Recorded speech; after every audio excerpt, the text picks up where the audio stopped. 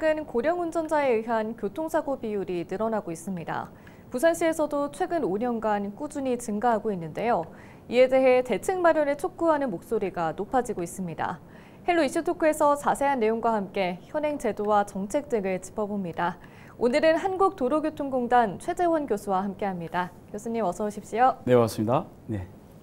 네, 먼저 고령 운전자 비중이 전국적으로나 또 부산시에서 어느 정도 비중을 차지하는지 궁금한데요. 네, 비중을 말씀드리기 전에 우리 고령 운전자의 정의를 좀 말씀드려야 될 것 같습니다. 네. 우리 고령 운전자 정의는 도로교통법 제2조에 나와 있던 대로 나이가 65세 이상 된 운전자를 우리가 고령 운전자라고 말씀드리거든요.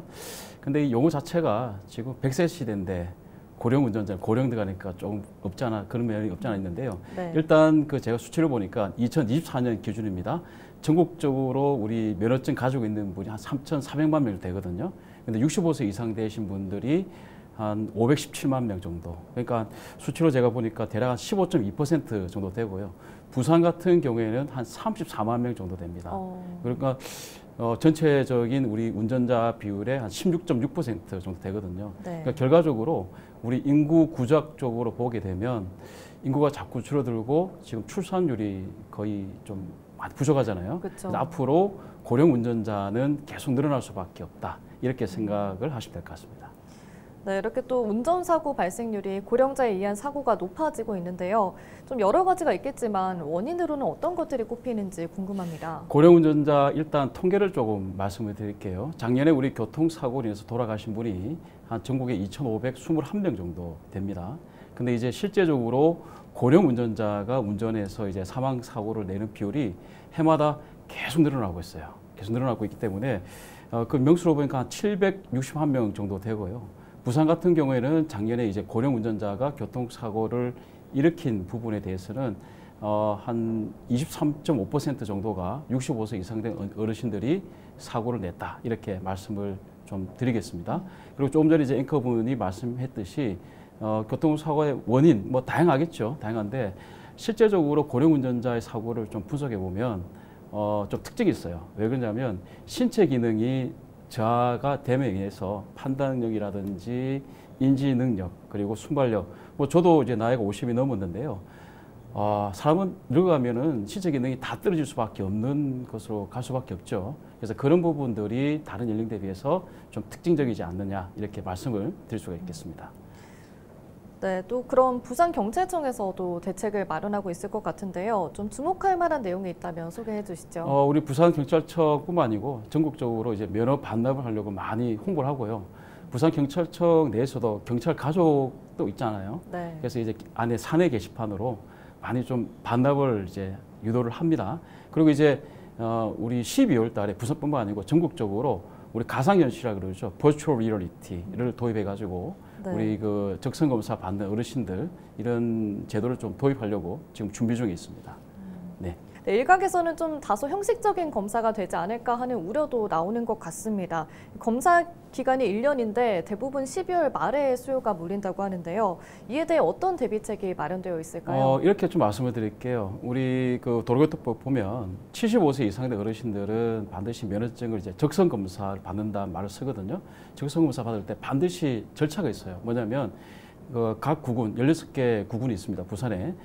치매 안심센터에 가서 치매 검사를 받으시고요. 그리고 끝난 게 아니고 면허시험장에 또 오세요. 오셔가지고 인지지각 능력 검사라고 또 검사를 받고 그리고 교통안전 교육을 반드시 들어야지만이 면허증을 이제 주게 돼 있습니다. 그래서 연말 때 되기 때문에 뭐 검사라든지 이런 교육을 축소한다. 그거 전혀 아닙니다. 전혀 아니고 그대로 시행해요. 시행하는데 단지 뭐냐면 우리 75세 이상 된 어르신뿐만 아니고 우리 올해 면허증 적성 검사는 갱신할 분 상당히 많거든요. 연말 때 오시게 되면 지금 오면 30분 정도의 모든 시스템이 끝나는데 네. 4시간 이상 걸릴 경우도 있습니다. 그래서 그런 부분에 대해서 지금부터라도 좀 빨리 오셔가지고 대비를 좀 하셔야 될 것 같고요. 그리고 75세 이상 된 어르신들은 미루지 마시고 지금 네. 좀 빨리 오시면 좋겠죠. 예, 그렇습니다. 네, 아무래도 면허를 자발적으로 반납해야 되다 보니까 좀 동료와 실효성 있는 대책이 필요할 것 같은데요. 구체적으로 어떤 제도나 정책이 마련되어 있을까요? 면허증을 이제 반납하는 제도는 잘 알다시피 우리 부산 강력시에서 2018년도에 전국에서 제일 먼저 시작했거든요. 그래서 이제 면허증을 반납할 때 이제 선불 교통카드 10만 원을 이제 줬습니다. 주다 보니까 아무래도 이게 지속 가능하지 않죠. 일회성이 되다 보니까 조금 밤잠률이 떨어지죠. 그래서 이걸 활성화하기 위해서 우리 부산 기장군에서는 2023년도부터 지자체에서 부산시 주는 10만 원 말고 전통시장 상품권을 또 10만 원 주고요. 네. 그리고 이제 작년이죠. 올해부터 해운대구, 여기 해운대구지 않습니까? 해운대는 현금 10만 원 줘요. 그리고 남구와 연제구는 10만 원 아니고 30만 원 현금을 주시거든요. 괜찮죠? 네. 괜찮은데 이제 제가 조사해 보니까 남구는 작년에 한 1, 2월 달, 작년 올해 바로 비교해 보니까요. 작년 1, 2월 달에 한 50여 명 정도가 이제 반납하셨는데 올해는 그 6배 정도 늘어났습니다. 확실하게 현금을 주니까 오시는데 근데 문제가 뭐냐면 단발성입니다. 지속 가능하지 않죠. 그래서 네. 일부 지자체는요. 경남에 있는 진주시는 버스 이용하시는 것들을 5년 동안 무료로 해줘요. 예. 근데 이거는 제가 볼 때는 전반적인 우리 전국적인 현상인데 지속 가능하면 좋은데 이게 예산이 좀 한정되어 있기 때문에 면허증 반납 제도는 유지해야 됩니다. 유지되는데 지금 이 면허증 반납 제도가 시행이 7년 정도 되는데 부산은 3.2%입니다. 다른 지자체 2.7% 정도 되거든요. 높아요. 상당히 높은데 그럼에도 불구하고 7년 정도의 시간이 흐름에 불구하고 100명 중에 3명 정도 반납한다? 저조하거든요. 그러면 지금 이 시간부터는 좀 다른 방향으로 좀 접근해야 되지 않겠느냐. 그러니까 이제 운전면허증 반납 제도를 없애라는 게 아니고 그건 네. 그대로 가는 거예요. 가는데 이제 또 다른 방향도 한번 생각해 봐야 될 시점이다. 이렇게 말씀을 드리겠습니다. 그럼 교수님께서는 혹시 그 다른 방향이 어떤 부분이라고 생각을 하실까요? 이렇게 생각하시면 됩니다. 우리나라 교통 정책은요, 미국, 유럽하고 달라요.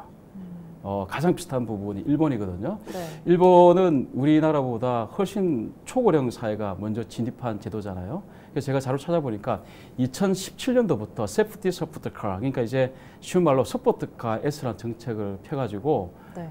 면허증 반납이라기보다는 실제적으로 운전하시는 운전자분들이 고령 운전자분들이 사고를 방지하는 하드웨어적으로 접근합니다. 이게 거의 크게 세 가지가 있거든요. 네. 첫 번째는 뭐냐면 긴급 자동 제어 장치, 그리고 가속 페달 오조작 장치, 그다음에 네. ADAS 처음 들어보는 단어죠. 제가 잠시 좀 설명을 드릴게요. 네. 긴급 자동 제어 장치는 우리가 운전해 가는데 갑자기 어떤 사물이라든지 사람이라든지 자동차가 보이면 브레이크를 잡아야 되잖아요. 네. 브레이크를 밟지 못했습니다. 그럼 자동차가 알아서 딱 서주는 시스템을 우리가 긴급 자동 제어 장치라고 말씀하거든요.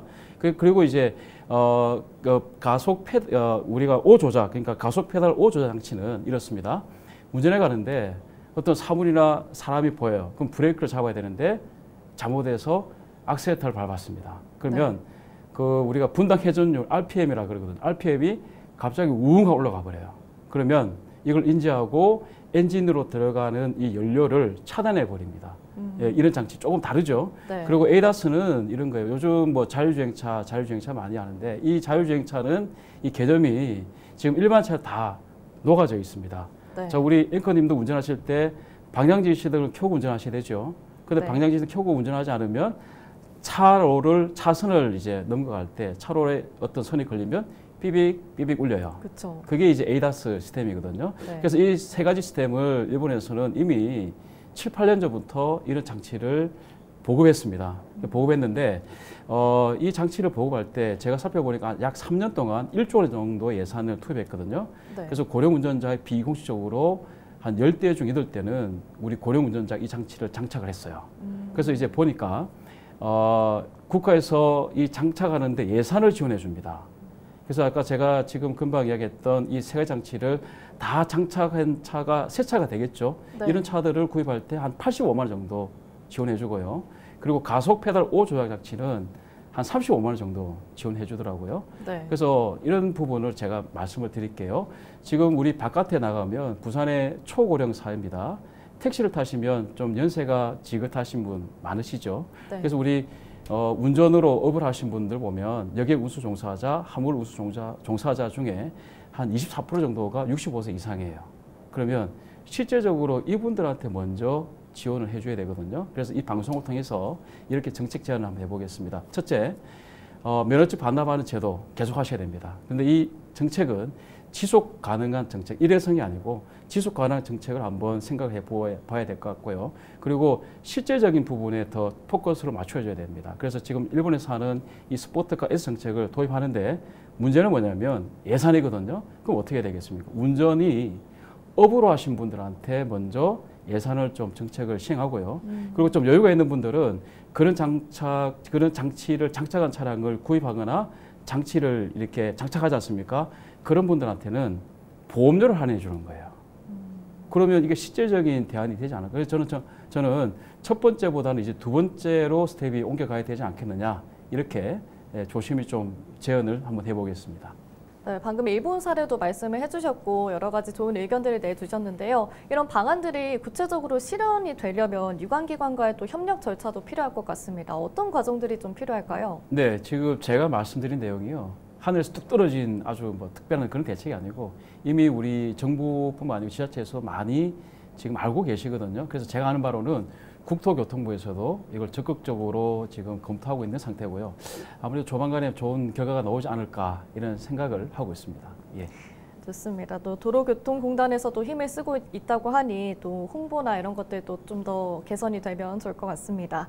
또 일각에서는 또 아무리 도의적으로나 또 규범적인 부분이라고는 하지만 고령자들에게 운전 제한을 강요하는 것 아니냐라는 의견도 나오고 있습니다. 이에 대해서는 어떤 생각이십니까? 네, 요 답변하기 앞서서 우리 앵커님께서 조금 전에 말씀드렸던 제가 지자체 그 혜택을 이제 준다 했잖아요. 솔직하게 저희들도 교육하고 홍보하는데 모르시는 분 상당히 많거든요. 그래서 이 방송을 좀 듣는 이 시청자분들, 지인들 많잖아요. 특히 내결구 혜택을 지금 많이 주고 있습니다. 그래서 우리 16개 구군이 있죠. 좀 더 많이 혜택을 좀 줬으면 좋겠고, 그리고 이 정보를 지자체, 부산시에서도 많이 홍보하지만 좀 더 많이 홍보가 됐으면 좋겠습니다. 그리고 이제 조금 전에 이제 저한테 말씀하셨던 질문에 대해 답변을 드리면 우리 헌법에도 이동권 보장을 해줘야 되거든요. 나이가 많이 들었기 때문에 하지 마라. 절대 전 반대입니다. 그래서 이렇게 말씀을 드려볼게요. 현업에서 우리 고령 운전자분들을 교육하는 사람으로서 보시게 되면 대체적으로는 나이가 많게 되면은 운전 능력이 떨어지는 게 사실이에요. 저도 마찬가지겠죠. 다 마찬가지니까. 그런데 꼭 그렇지만은 않습니다. 반드시 나이를 잣대대로 갖다 대면 안 되거든요. 그래서 우리 어르신들 한 가지 제가 말씀드릴 거는 본인의 몸은 본인이 잘 알거든요. 운전하세요. 나이가 70이 되든 80이 되든. 그런데 몸이 좀 안 좋잖아요. 그러면 그때는 본인 편하려고 운전하다가 다른 사람의 목숨이라든지 신체적인 상해를 가할 수가 있습니다. 그래서 이 부분 반드시 명심하시고 더 중요한 게 있습니다. 바로 이 방송을 듣고 지금 실현할 수 있는 방법이 뭐냐면요. 우리 고령 운전자분들이 운전할 때 옆에 한 사람을 태우세요. 그게 자녀분이든 지인분들인지. 그래서 태우셔가지고 본인이 운전하는 걸 좀 바라고 하세요. 그래서 조금 이상하다 그러면 바로 말씀해 주셔야 돼요. 그때는 우리 어르신 운전하시면 안 돼요. 그래서 이 부분은 제가 조금 부탁을 좀 드리겠습니다. 네. 운전을 아예 제한하는 것보다는 그런 방식으로 함께 운전을 하는 것도 방법일 수 있겠다라는 생각이 드는 것 같습니다. 근데 또 고령화 사회다 보니까 운전자만큼이나 고령 보행자들도 증가하고 있거든요. 교통사고는 아무래도 운전자와 보행자가 함께 조심해야 하는 문제잖아요. 이와 관련해서 현재 논의되고 있는 정책들이 있을까요? 네, 아주 중요한 질문인데요. 저는 이렇게 항상 이야기합니다. 운전할 때 운전자가 되지만 내려갈 때는 보행자가 되거든요. 그러면 우리 도로교통법 제27조 1항에 보면 어떤 항목이 있냐면 횡단보도를 건너거나 건너려고 할 때에는 모든 운전자는 일시정지를 하셔야 됩니다. 일시정지는 바퀴 4개가 완전히 멈춰야 되거든요. 근데 한번 여쭤볼게요. 우리가 횡단보도를 건널 때 교통섬이라 있죠. 내가 반대편의 도로를 건널 때 바로 건너는 게 아니고 섬의 개념으로 한번 갔다가 다시 또 건너잖아요. 그죠? 네. 그래서 교통섬에 이 건널 때 보면 횡단보도를 보면 신호기가 있는 횡단보도가 있고 신호기가 없는 횡단보도가 있습니다. 저도 조금 전에 경험했거든요. 횡단보도를 건널 때 그 교통섬 횡단보도 건널 때 신호기가 없는 횡단보도죠. 근데 법에서는 횡단보도를 건너려 할 때도 정지 스탑을 해야 되거든요. 하시는 차량이 우리 공단이 2022년도에 테스트해 보니까 100대 중에 28대밖에 안 돼요. 그냥 보행자가 있음에도 불구하고 그냥 가버리거든요. 그래서 지금 뭐냐면 우리 2022년도에 우리 공단에서 손찍 캠페인. 근데 이 캠페인이 또 확대가 돼가지고 우리 부산시에서 지금 하고 있습니다. 부산경찰청, 부산광역시 자치경찰위원회, 그리고 한국도로교통공단에서 하는 게 뭐냐면 안심손 캠페인을 하고 있습니다. 그게 뭐냐면 횡단보도 건널 때 손 들고 건너라. 그런 거 하지 않아요. 그거 누가 하겠습니까? 잘 하지 않거든요. 그러니까 뭐냐면 이렇게 신호기가 없는 횡단보도를 건널 때 어떻습니까? 그냥 건너는 게 아니고 보행자가 건너겠다. 그래서 어떻게 되냐면 손을 잠시 들어주는 거예요. 내가 건너겠다. 운전자 눈을 보면서 건너겠다. 손을 딱 들어주면 100대 중에 90대는 다 씁니다. 이런 것들을 우리가 적극적으로 시행한다 그러면, 우리 동참한다 그러면 운전자도 그렇고 보행자도 그렇고. 그리고 한 가지 이야기 드릴까요? 작년에 우리 부산에서 교통사고로 돌아가신 분이 109명이거든요. 근데 그 중에서 절반은 걷다가 돌아가셨습니다. 우리 통계를 내보면 교통사고의 가장 후진국적 사고가 뭐냐면 걷다가 돌아가시는 거예요. 근데 그 걷다가 돌아가신 분들의 연령층을 보면 다양하지 않습니까? 제가 조금 전에 이야기했던 65세, 즉 고령 보행자가 10명 중에 8명이 돌아가셨어요. 그러니까 우리 부산뿐만 아니고 전국적인 추세가 다 그렇거든요. 그러니까 우리 대한민국의 특히 부산의 교통사고를 줄이기 위해서는 바로 고령 보행자의 사망사고를 줄여야지만이 줄어들 수 있다. 그래서 조금 전에 질문했듯이 이 안심손 캠페인, 다른 거 없습니다. 횡단보도 건널 때 손만 좀 들어주세요. 간단하게 내 건넌다? 이것만 해주시면 운전자, 보행자 다 안전하지 않을까 이렇게 말씀을 드리겠습니다. 네, 또 이렇게 현실적인 제도와 혜택이 뒷받침된다면 또 고령 운전자들의 잦은 반납에 대해서도 좀 긍정적인 인식이 확산할 수 있지 않을까라는 생각이 들고요. 또 고령 운전자분들께서 만약에 면허 반납을 원하신다면 어떤 방법을 거치면 되는지 말씀 부탁드립니다. 네, 제가 조금 전에 이야기했듯이 각 지자체마다 우리 혜택 주는 게 다양하잖아요. 그러니까 좀 확인해 주시고, 근데 전반적인 내용은 이렇습니다. 내가 반납을 하려다 반납하는 장소는 경찰서도 되고요. 그다음에 우리 그 행정자치센터라 그러죠. 요즘 뭐 예전에 동사무소, 그리고 이제 면허시험장에서 반납을 할 수 있어요. 근데 반납할 때는 반드시 본인이 오셔야 됩니다. 제가 방송하기 전에 여쭤보니까 우리 되게 행정조처를 보면은 내가 몸이 아프거나 좀 힘들면은 대리인이 어떻게 돼요? 대리 작성을 하고 내가 사인을 하면 되잖아요. 근데 이건 안 된다 그래요. 본인이 반드시 가셔가지고 신청하셔야 되고요. 그리고 뭐냐면 신청하시자마자 뭐냐면 이게 면허증이 반납되는 걸로 돼 있기 때문에 차를 가져왔어요. 돌아갈 때는 어떻게 됩니까? 면허증이 없는 거죠. 그래서 반납할 때는 반드시 대중교통이나 이제 도보를 이용해서 아니면 지인분의 차를 들고 와서 이렇게 반납하셔야 된다. 그리고 면허증이 분실했어요. 면허증 있는데 면허증 분실했습니다. 그때는 동사무소 가시면 안 돼요. 그러니까 바로 경찰서라든지 면허시험장에서 할 수 있다. 이렇게 말씀을 드리겠습니다. 네, 한국도로교통공단에서도 고령자 운전과 관련해서 관심을 갖고 계속해서 대응을 하고 계신 것 같습니다. 지금 나와 있는 홍보나 계획이 혹시 있으신가요? 이렇게 생각하시면 되죠. 지금 제가 조금 전에 이야기 드렸던 인지지각 검사에 대해서 제가 잘 보면은 1등급이 제일 좋은 거고요. 5등급은 약간 부족한 상태거든요. 근데 이게 3들마다 획일적이지 않습니다. 아까 제가 조금 전에 80세 운전하신 분이 한 5등급 나와야 되고 75세는 한 3등급 나와야 정상이잖아요. 근데 아니거든요.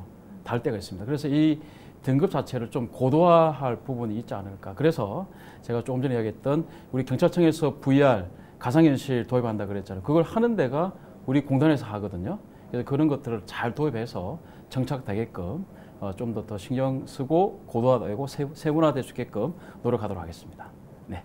네, 오늘 고령자 운전 관련해서 최근에 또 관심들이 많은데 오늘 교수님께서 유익한 이야기 많이 해주신 것 같습니다. 뭐 아까 일본 사례도 굉장히 개인적으로는 인상 깊었고요. 또 보행자의 안전과 관련해서도 다양한 정책들이 있다는 점 말씀을 해주신 것 같습니다. 오늘 유익한 말씀 감사합니다. 네, 고맙습니다.